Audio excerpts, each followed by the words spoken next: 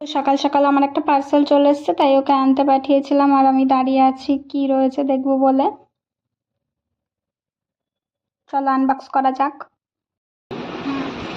আজকে বউয়ের একটা পার্সেল এসছে, জানি না কি কি অর্ডার করেছে। ঘরে বসে শুধু এইসবই করে। তো খুলছে, এখন আনবক্সিং হচ্ছে পার্সেলটা।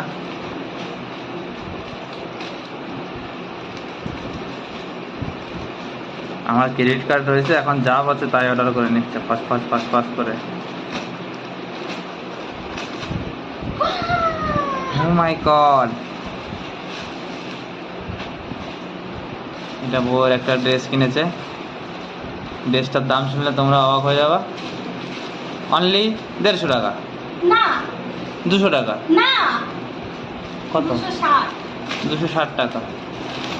কিন্তু এখানে শুধু ড্রেস আছে, আর একটা অর্ডার পার্সেল ছিল যে। পার্সেল আসেনি।